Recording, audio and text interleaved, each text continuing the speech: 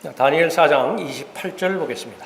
28절부터 33절까지는 이제 하나님께서 꿈을 통해서 환상을 통해서 계시를 통해서 예언하신 하나님의 말씀들이 변함없이 문자 그대로 이루어진다라고 하는 한 예를 다시 한번 볼 수 있는 본문이죠. 28절 이 모든 일이 느부갓네살 왕에게 임하였느니라. 느부갓네살은 회개하지 않았습니다.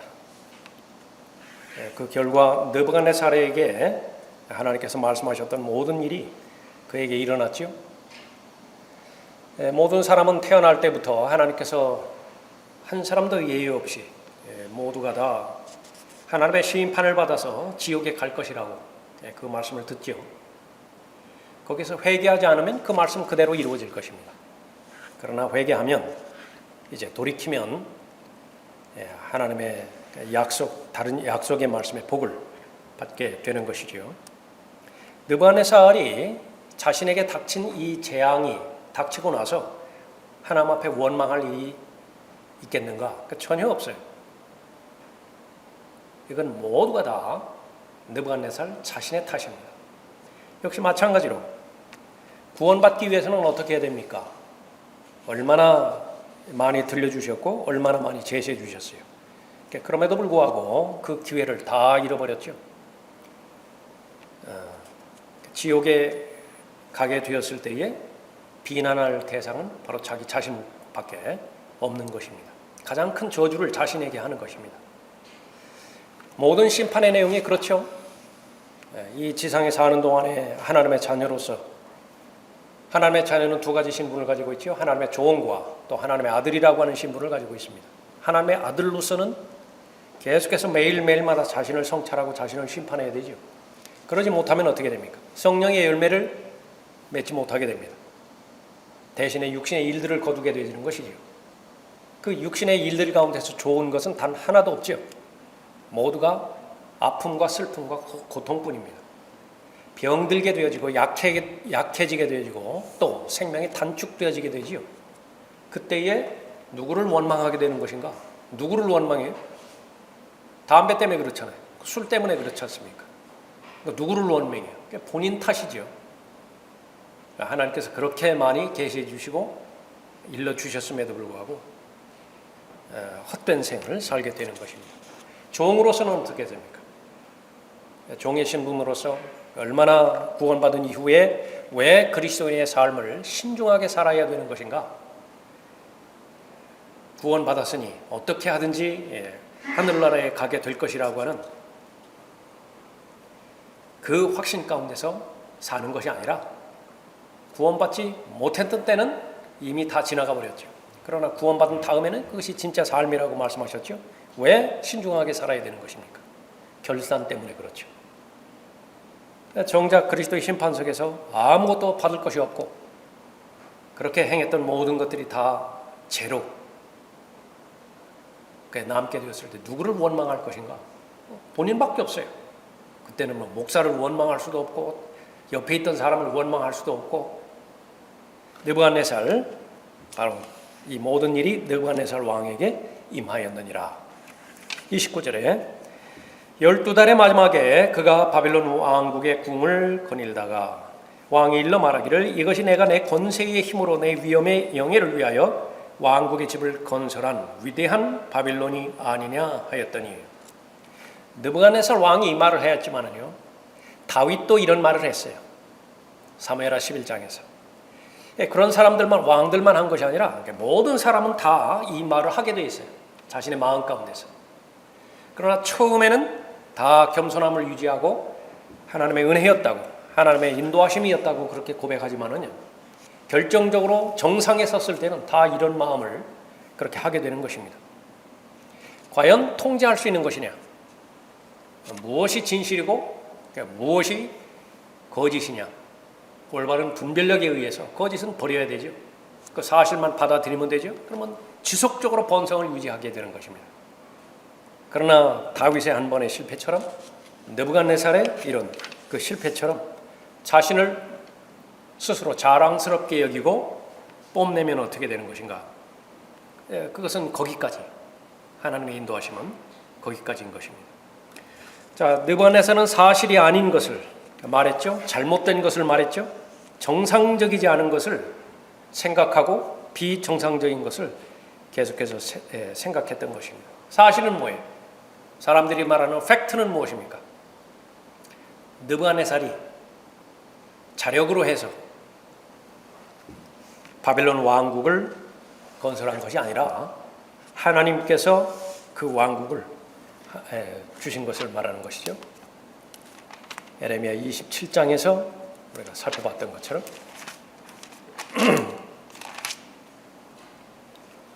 27장 4절에 보면 그들의 주인들에게 말하라고 명하라. 만군의 주 이스라엘의 하나님이 이같이 말하노라. 너희는 너희 주인들에게 이같이 말하라. 나는 나의 위대한 권능과 나의 뻗은 팔로 땅과 지상에 있는 사람과 짐승들을 만들어 내게 합당하게 보이는 자에게 그 땅을 주었노라. 이제 내가 이 모든 땅들을 나의 종 바빌론 왕 느부갓네살의 손에 주었으며 들의 짐승들도 그에게 주어 그를 섬기게 하였느니라. 그러니까 여기에서 그치는 것이 아니라 그 주변에 있는 모든 왕국들, 모든 왕들, 모든 사람들은 그 느부갓네살 왕을 섬기라고 명하신 것입니다. 그것이 권위예요. 그렇게 악한 자를, 그렇게 말도 안 되는 자를 섬기라고 지금 말씀하시는 것입니까? 하나님의 섭리입니다. 그러니까 이유를 달면 안 돼요. 그런데 여기에 유다가 토를 달았죠. 그러니까 느부갓네살 왕을 섬기지를 않았어요. 어디로 갔습니까? 그러니까 이집트로 내려가 버렸다. 하나님께서는 다 심판해 버리는 것입니다. 이집트는 물론이고 유다까지도 다 심판해 버리는 것입니다. 8절에 보면 주가 말하노라. 이 바빌론 왕인 그 느부갓네살을 섬기지 아니하는 민족과 왕국과 그들의 목으로 바빌론 왕의 멍에를 매지 아니하는 민족을 내가 칼과 기근과 전염병으로 그의 손에 의해 그들을 진멸할 때까지 벌하리라. 11절에 보면 그러나 자기들의 목을 바빌론 왕의 멍에 아래로 가져가 그를 섬기는 민족들은 내가 그들로 자기들의 땅에 조용히 머무르게 하리니 그들이 그 땅을 경작하며 거기서 살리라. 주가 말하노라. 얼마나 두렵고 무서운 말씀이십니까? 이것이 사실임에도 불구하고 정작 당사자인 느부갓네살은 자신의 노력으로 바빌론 왕국을 건설했다고 말하는 것이죠. 그래서 하나님의 허락 없이는, 하나님의 허용하심 없이는 느부갓네살이 가질 수 있는 것은 단 하나도 없어요. 토끼 새끼 한 마리 가질 수 없습니다. 예레미야 27장에서 그렇게 기록하고 있습니다. 신명기 8장 18절에서 오직 너는 주 너의 하나님을 기억할지니 이는 그분께서 내게 재물을 얻을 능력을 주시어 내 조상에게 맹세하신 그의 언약을 오늘과 같이 이루어지게 하심이라. 이스라엘 말할 것도 없습니다. 왜 다윗의 왕국 때에, 솔로몬의 왕국 때에 그렇게 번성할 수 있었는가? 조상들 때문에 그래요. 조상들은 무엇 때문에 그렇습니까? 하나님께서 언약을 하셨다. 근데 그 언약의 내용은 무엇인가? 그 가운데 하나가 재물을 얻을 능력을 주시는 것입니다. 지혜를 통해서도 재물을 얻을 능력을 주시고요. 실제 능력을 직접적으로 주시기도 하고. 그것을 잊지 말라 그렇게 말씀하시죠. 계속해서 성경에서 언급하는 것은 하나님께서 가장 싫어하시는 것은 교만한 사람이에요. 교만한 마음입니다. 싫어하시는 것을 넘어서서 대적하신다 그렇게 말씀하셨죠. 베드로전서 5장 5절에서도 왜 장로들에게 그렇게 복종해야 하는 것인가? 겸손함으로 늘 자신을 살펴야 하는 것인가? 그것은 하나님께서 대적하시는 대상이 되지 않게 하라는 것이거든요. 교만한 자를 하나님께서 대적하세요. 반면에 겸손한 것이 하나님 앞에 발견되었다고 한다면 그대로 방치하는 것이 아니라 반드시 은혜를 주세요. 겸손한 자들에게는 은혜를 주시는 것입니다. 그 은혜를 받았을 때에 뒤따라오는 결과는 높임을 받는 것입니다. 그러니까 높임을 받기 위해서 발버둥치고 애쓰는 것이 아니라 하나님 앞에서 겸손함을 유지하면 되는 것입니다. 그러면 하나님께서 하나님의 때에 당연하게 높이시는 것이지요. 하나님께서는 교만한 자들은 어떤 형태이든지 거절하신다고 말씀하셨죠. 겸손한 자들에게는 반드시 은혜를 주시는 것입니다. 잠언 16장 18절에서 교만은 멸망에 앞서 있으며 그 사람이 왜 그렇게 재앙을 당했는가? 그 사람이 왜 그렇게 멸망을 맞이해야만 되는 것인가? 그것이 악과 관련된 일이었다고 한다면, 그것이 불순종과 관련된 일이었다고 한다면 그 멸망 앞서 반드시 발견되는 것이 있는데 교만이라는 사실이에요. 교만이 있었기 때문에 하나님의 말씀에 보호를 받지 못했어요. 기도의 응답을 받지 못했기 때문에 하나님께서 지켜주지 못하셨죠. 거만한 영입니다. 말씀에 순종할 리도 없겠죠. 기도에 부복할 리도 없겠죠. 몰락하는 것입니다. 그래서 거만한 영이 있는 다음에는 반드시 몰락이 따라요. 성경의 가르침이죠. 잠언 29장 23절에서도 사람의 교만은 그를 낮아지게 할 것이나 명예는 영 안에서 겸손한 자를 세워주느니라. 구약뿐만이 아니라 신약에 있어서도 예수님께서도 겸손에 대해서 언급하죠. 우선 본인이 실천을 하셨어요. 만왕의 왕이시고 창조주이시고 또 하나님의 신격이신 그분께서요, 경배받아 마땅하신 그분께서 모든 것들을 다 버리고 빌립보서 2장 5절 이후에 보면 사람으로 종으로 오셨죠. 무엇 때문에 오셨습니까? 목적은 하나라고, 섬기기 위해서. 계속해서 말씀하셨어요. 사람들의 욕망은 크게 되는 것이었습니다. 어떻게 하면 크게 될 수 있습니까? 어떻게 하면 더 많이 가질 수 있습니까? 거기에 하나님의 원리인 겸손을 적용해 주셨죠. 작은 자가 되라. 높이 되려면 낮아지라. 많이 가지려면 주라. 그러니까 실제로 그런 삶을 실행을 하신 것입니다. 스스로 겸손해지는 것은 지혜입니다. 하나님께서 계속 기다리시죠. 그러니까 스스로 겸손해지기를 기다리신다. 그런데 겸손해지질 않아요. 그러면 하나님께서 간섭하셔서 겸손하게 해주실 때는요, 아프다고요. 그것도 상당히 아파요. 파라오의 경우가 그랬고 느부갓네살의 경우가 그랬고 모든 세계의 제왕들이 다 그랬습니다. 그러니까 결국은 낮아질 텐데 그 낮아지는 과정을 보면 너무나 어렵죠. 너무나 힘들다고요. 서 있는데 앉아있기가 너무나 힘들다고요. 앉아있는데 눕기가 너무 힘들다고요. 강제로 앉히시니까, 강제로 눕히시니까 그런 것이었습니다. 모세와 아론이 파라오에게 들어가서 그에게 말하기를 히브리인의 주 하나님이 이같이 말하노라. 내가 언제까지 내 앞에서 스스로 겸손하여지기를 거부하겠느냐. 출애굽기 10장 3절 말씀이죠. 느부갓네살은 아주 최정상으로 올라갔는데 그때에 명심해야 될 것은 쓰러지지 않으면 상관이 없어요. 그런데 만에 하나 쓰러진다고 한다면요, 굉장히 크게 쓰러지는 것입니다. 굉장히 크게 쓰러져요. 그것을 느부갓네살이 몰랐던 것이죠. 31절, 그 말이 왕의 입에 아직 있는데 하늘에서 한 음성이 내려 말씀하시기를 오 느부갓네살아 내게 말하노니 그 왕국이 내게서 떠났느니라. 실제로 느부갓네살은 이런 경우에 동시에 그러니까 하나님의 능력이 떠났다라고 하는 사실을 알 수 있죠. 그런데 적지 않은 경우에요, 자신이 깨닫기도 전에 훨씬 먼저 전에 하나님의 능력이 떠나가 버렸어요. 하나님께서 촛대를 이미 옮겨버리셨다 그 말입니다. 근데 본인은 몰라요. 심지어 다른 사람들도 다 알아요. 근데 본인만 모르는 경우가 있습니다. 사울의 경우가 대표적인 부분이에요. 이미 악령이 들어와 버렸다고요. 하나님께서 쓰시지 않는 것입니다. 사람들이 어려워했을 때는 분명히 이스라엘 나라에 왕이 존재하고 있었어요. 왕이 되려면 어떻게 해야 되죠? 기름 부어야 되잖아요.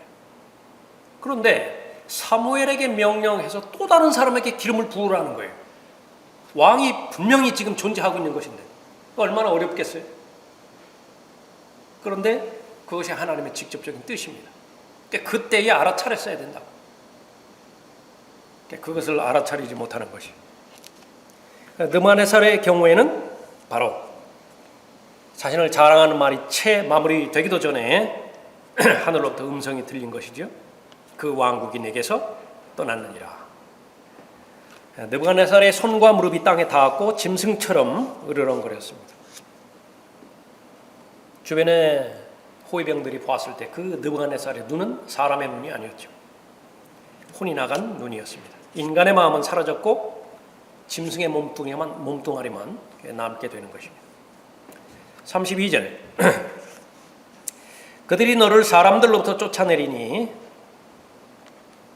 너희 거처가 들의 짐승들과 함께 있게 되리라. 또 그들이 너를 소처럼 풀을 먹게 할 것이요 7대가 너에게 지나고 나서야 너는 지극히 높으신 분께서 인간들의 왕국을 다스리시며 그분께서 원하시는 자에게 그것을 주신다는 것을 알게 되리라 하였느니라. 그 시간에 그 일이 느부갓네살에게 이루어졌으니 그가 사람들에게서 쫓겨나서 소처럼 풀을 먹고 그의 몸이 하늘의 이슬로 젖었으며 그의 머리털은 독수리의 깃털처럼 자랐고 그의 손톱은 새들의 발톱과 같이 되었느니라. 궁에서 쫓겨나게 되었고 이 바벨론 제국의 왕이었던 느부갓네살은 왕국 앞마당에서 풀을 뜯어먹고 있습니다. 그 기간이 자그마치 7년간이었어요. 잠도 들에서 잤습니다. 아무도 씻겨주지 않았고요. 옷 갈아입혀주지도 않았고 머리 깎여주거나 면도해주지도 않았습니다. 손톱, 발톱 그냥 그대로 남겨두었던 것이죠. 머리가 엉겨붙어서 그의 머리털은 독수리의 깃털같이 자랐다 그렇게 언급하고 있습니다. 손톱은 어떻게 됐습니까? 새들의 발톱과 같이 되었다 그렇게 언급하고 있죠. 늑대 인간처럼 되어버린 것입니다. 벌거벗은 채로 짐승처럼 홀로 지낸 것이죠. 거기에서 그 정신질환에 관한 그 부분이 기록되어 있죠. mental. 그러나 이 부분이 영적인 문제와 어떻게 결합되어 있는가? spiritual. 두 가지로 나누어서 우리가 살펴볼 수 있어야 됩니다. 그러니까 제일 먼저는 이제 그 정신장애예요. 뇌에 이상이 생기는 것이죠. 주로 뇌 안에 있는 화학적인 균형이 깨져버리는 것입니다. 사람의 전해질 농도가 이상이 생겨버리면요, 시간관념에 대해서 올바로 생각을 갖지 못합니다. 과거와 현재를 구분하지 못해요. 그것으로부터 시작해서 화학적으로 균형이 무너지게 될 때에 정신장애가 생기게 되어지는 것이죠. 그 요인이 내부적인 요인이 하나 있고 그것은 유전적인 경우도 하나 있을 수 있겠고요. 또 본인의 그 몸적인 상태 그 부분도 있을 수 있겠죠. 외부적인 요인도 있는데 그것은 스트레스입니다. 가장 큰 그 스트레스, 전쟁 중에 그 희생자들을 그렇게 볼 수 있죠. 외상 후 스트레스라고 그렇게 말하는 것입니다. 이때는 전문가의 도움이 필요하고 약이 필요하고 또 병원이 필요하죠. 주변에서 돌보는 것이 필요하고 자신의 안정이 필요합니다. 그것이 바로 정신질환에 관련된 그런 부분이고요. 또 하나는 그분과 관련돼서 영적인 문제입니다. 이 느부갓네살 같은 경우에는 왜 미쳤어요? 그것은 영적인 부분이에요. 그 성경에서는 그 두 가지를 다 같이 언급하고 있습니다. 죄 때문에 있는 것이지요. 불순종 때문에 있는 것이지요. 마귀가 달려드는 것입니다. 악한 영과 더러운 영과 또 비정상적인 생각들이 그 사람을 놔주지 않는 것입니다. 마귀에게 어떤 형태로든지 굴복을 하게 된 거예요. 그래서 마귀가 쳐놓은 올무에 스스로 들어가 버린 것입니다. 자신의 의지를 마귀에게 주어버렸는데 그것을 마귀 편에서 보면은요, 마귀가 소유해버린 거예요. 그래서 그것을 우리말에서는 마귀 들렸다 그렇게 언급하고 있습니다.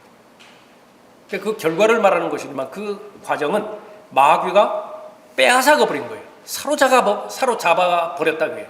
그러니까 무엇을 빼앗아가는 것이냐? 여러 번 살펴봤지만은 첫 번째로 건강을 사로잡아 갈 수 있어요. 그래서 아플 수 있다고요.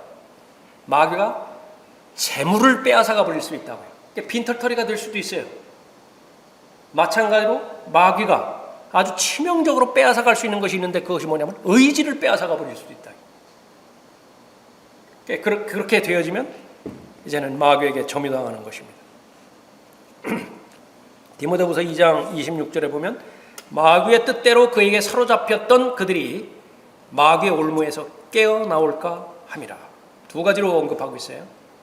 현실적으로 그리스도인이라고 하는 사람도 마귀의 올무에 걸려들어서 마귀가 사로잡아갈 수 있어요. 또 하나의 사실은 마귀에게 사로잡혔다 하더라도 그것으로부터 풀려나올 수 있어요.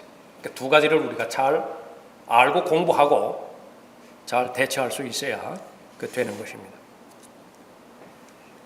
마귀가 사람을 혼잡하게 혼란스럽게 하는 것은 아주 계략 가운데 하나인 것입니다. 아주 정신없이 만들어요. 바쁘게 만들고요. 분주하게 만들고 시간이 한참 지났는데 남는 건 아무것도 없게 만들어버려요. 그런데 거의 대부분의 사람들이 여기에 휘말려 버리는 것입니다. 소위 말하는 세상의 풍조예요. 세상은 아주 장밋빛 미래를 약속을 하죠. 그러나 실제로 그 세상을 움직이는 소프트웨어가 있는 것인데 그것은 욕망입니다. 러스트라고 하는 욕망이에요. 육신의 정욕과 안목의 정욕과 생의 자랑으로 이루어진 이 소프트웨어를 사람들에게 걸어버렸을 때요, 거기에 순종하지 않는 그 사람은 없게 되는 것입니다. 그것이 육신이라고 하는 코드와 정확하게 맞기 때문에 그런 것이죠. 그러면 그 결과는 무엇인가 그러면 하나님 보시기에 너무나 무질서해요. 양 극단을 가지고 있는데 한없이 게을러 빠지든지 정신 차리지 못하게 그렇게 바쁜 것처럼 보인다 하더라도 그 결과가 아무것도 없어요. 그러니까 그것이 바로 마귀가 노리는 것입니다. 그런데 그 사람을 그렇게 만들기 위해서는 하나님의 허락을 받아야 돼요. 그런데 기가 막힌 것은 하나님께서 허락해 주신다는 사실입니다. 왜 허락하셨겠어요? 두 가지 목적이 있었다. 하나는 하나님의 징계의 방편이고요. 또 하나는 하나님께서 연단시킬 목적으로 그렇게 허락하시는 것입니다. 연단시킬 목적의 대상은 대표적으로 욥이겠죠. 바울이겠죠. 그런 사람들은 허락하시는 것입니다. 그러나 히브리서 12장에 있는 것처럼 계속해서 정신 차리지 못하는 거예요. 경고를 하셨음에도 불구하고 하나님께서 간섭하지 않으면 정신 차리지 못해요. 이스라엘에게 얼마만큼 하나님께서 자비를 베풀어 주셨어요. 얼마만큼 또 다른 기회를 주셨어요. 그러나 하나님께서 막대기를 들으셔야 되는 순간이 오는데 하나는 아시리아였고 하나는 바벨론이었죠. 그 막대기를 들지 않으면 고쳐지지가 않아요. 회복되어지지가 않는다고요. 그럴 때는 바로 나의 종 바벨론 왕 느부갓네살이라고 그렇게 불렀던 것처럼 마귀도 하나님의 종이에요. 그러니까 그 일은 닥치지 않아야 되는 것이죠. 그래서 그것이 닥친다 그러면은요, 하나님께서는 심지어 거짓말하는 영을 넣어주시는 것입니다. 열왕기상 22장에 보면 거짓말하는 영을 넣어주는 거예요. 조금 전에 살펴봤던 사울에게는 악령 들리게 한다. 그렇게 해서 마귀의 뜻대로 마귀의 올무에 걸려들게 되는 것입니다. 그 결과 사람들은 마귀가 쳐놓은 올무에 걸려서 포로로 잡힐 수 있죠. 누가복음 4장 18절에서 예수 그리스도께서 오셔서 복음을 선포하는데 그 선포하는 내용 가운데 하나는 포로로 잡힌 자들을 말씀하신다고요. 그러니까 주체가 누구예요? 누가 포로로 잡았어요? 마귀가 포로로 잡았다고요. 그 포로로 잡힌 자들에게 구원을 선포할 목적으로 예수 그리스도께서 오신 것이라 그 말씀하시죠. 또 로마서 11장 9절에도 보면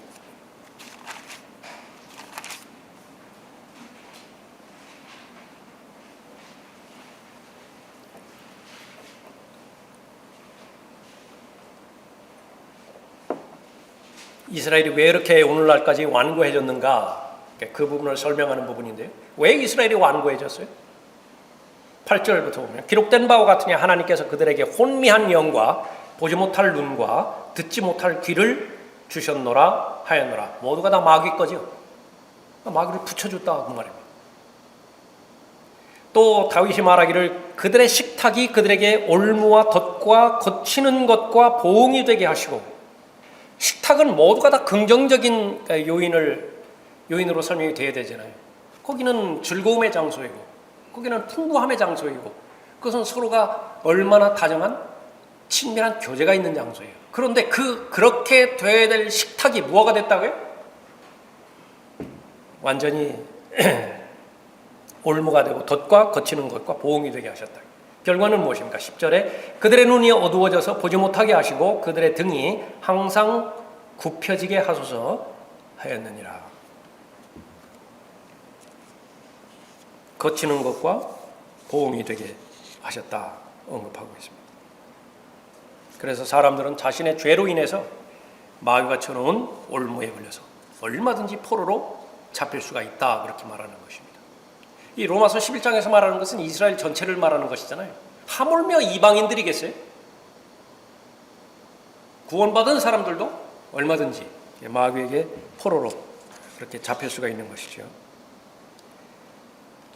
그래서 하나님께서는 유익이 되기 위한 그 동기로 주셨는데요, 사람이 그것을 관리를 못한 거예요. 느부갓네살에게 무엇을 주지 못하셨어요?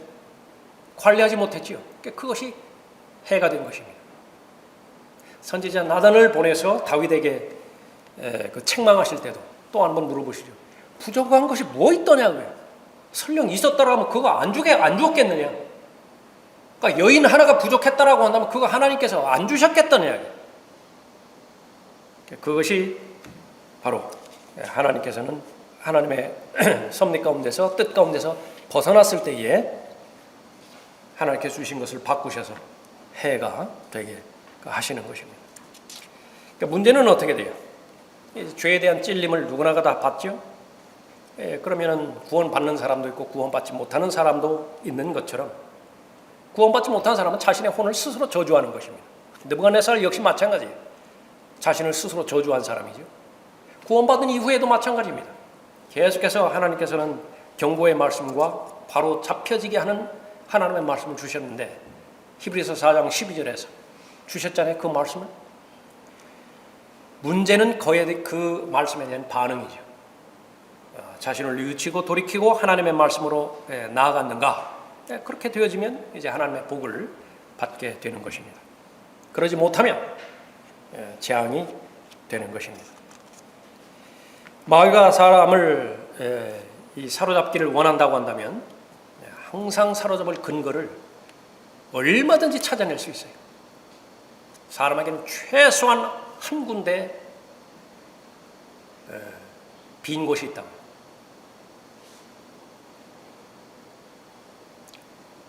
한 가지 부족한 것이 있다고 그렇게 언급하고 있죠. 그러니까 마귀가 착심하고 공격하라고 대들었을 때 그거 못 찾아내겠어요? 하나님께서 허용하지 않으셨기 때문에 그거 대들지 않는 것이지, 허용만 했다 그러면은요, 그건 금방 끝나는 거예요. 마귀가 작심하고 대들었을 때 은혜의 능력에 의존하지 않을 수 없죠. 또 하나님의 섭리 가운데 겸손을 유지해야 되는 이유가 바로 거기에 있는 것입니다. 전도서 9장 12절에 보면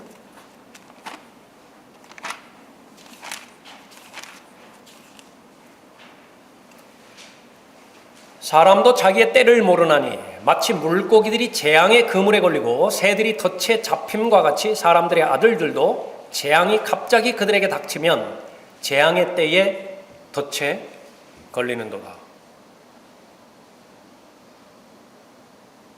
그래서 왜 하나님의 은혜 가운데 늘 머물러 있어야 되는가? 그것도 강하게 머물러 있어야 되죠. 은혜 아래 강건하게 있어야 되는 이유가 바로 거기에 있습니다. 그래서 진리를 우선적으로 잘 깨달아야 돼요. 어떤 진리죠? 구원받은 사람이라 하더라도 마귀가 착심하고 달려들 때에 마귀가 얼마든지 빼앗아갈 수 있다. 포로로 잡을 수 있다. 마귀가 빼앗아갈 수 있다라고 하는 사실입니다. 그러니까 그 부분과 관련돼서 연결되었을 때는 정신적인 질병을 넘어서서 그것은 영적인 문제가 걸려들어 버리는 것입니다. 그것은 의사가 고쳐주지 못하고 약이 고쳐주지 못해요. 편안히 쉰다고 해서 그것이 나아지지도 않아요. 그때는 어떻게 해야 되는 것인가? 진리로 돌아가야 되죠. 진리 가운데 무엇인가요? 이것은 마귀의 올무에 빠져들어간 것이다. 그런 가능성이 있어요. 올무에 빠져들어갈 그 가능성에 비하면 그 확률이 너무나 저조하지만 없는 것이 아니에요. 있어요. 거기에서부터 풀려나올 수 있는 방법이 있는 것입니다. 바로 회복이 가능하게 되는 것이죠. 깨달으면 돼요. 하나님의 말씀에 깨달아서 자기가 의지적으로 하나님의 말씀에 순종하고 또 회개에 합당한 열매를 하나님 앞에 맺으면 되는 것입니다. 그러나 사로잡힌 사람이 하나님의 명령을 기꺼이 받아들이기 전까지는요. 언제? 계속 듣기만 해요. 듣기는 듣는다고. 그런데 결심을 하지 않아요. 결단을 하지 않는다. 그래서 지금 잘못된 길로 가고 있는 것인데 그것이 잘못된 길이라고 하는 사인은 계속 주어져요. 본인도 인정을 해요. 내가 지금 잘못 가고 있어요. 그것이 의미가 있기 위해서는 멈추어 서서 동시에 돌이켜서 반대 방향으로 돌아가야 되죠. 그렇게 하면 회복이 될 것이지만 그렇게 되기 전까지는 하나님께서는 그 사람에게 회개에 합당한 열매를 주지 않는 것입니다. 잠언 5장 그걸 한번 보십시오.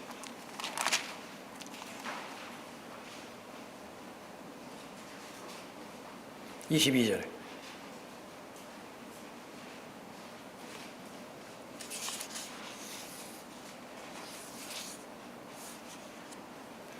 악인은 자기 자신의 악들에 걸리며 변명할 것도 없죠. 자신이 쳐놓은 악에 걸리며 자기 죄들의 줄들에 매이리라. 그는 훈계 없이 죽을 것이요. 신약으로 연결시키면 어떻게 돼요? 교리를 모르면은요. 진리가 가르쳐주는 교리를 모르면은요. 마귀에게 사로잡힌 상태에서 거기에 풀려날 수 없습니다. 그러니까 말씀에 의해서만, 말씀의 가르침, 말씀의 원리에 의해서만 마귀에서 올무에서 풀려날 수 있어요. 그 훈계라고. 그는 훈계 없이 죽을 것이요 큰 어리석음으로 그릇되이 갈 것이니라 말씀하겠죠. 자, 다시 교재로 돌아오셔서 34절에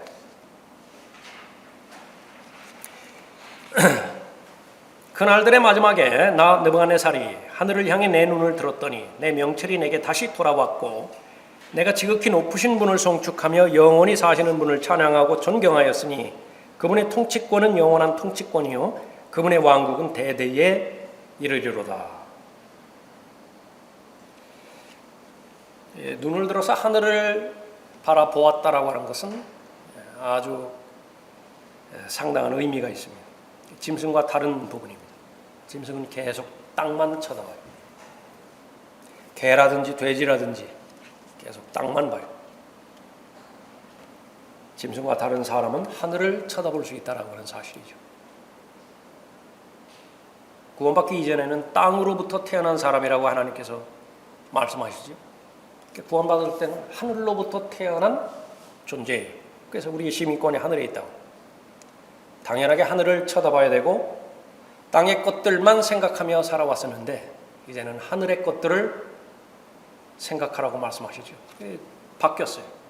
목적과 수단이 바뀌어져 버린 것입니다. 이제는 목적이 하늘이 되었고 그 하늘로 향하는 그 수단에 해당되는 것이 땅의 것들이에요. 그래서 이용하고 사용하는 것이 목적이 아니라라고 하는 것이죠.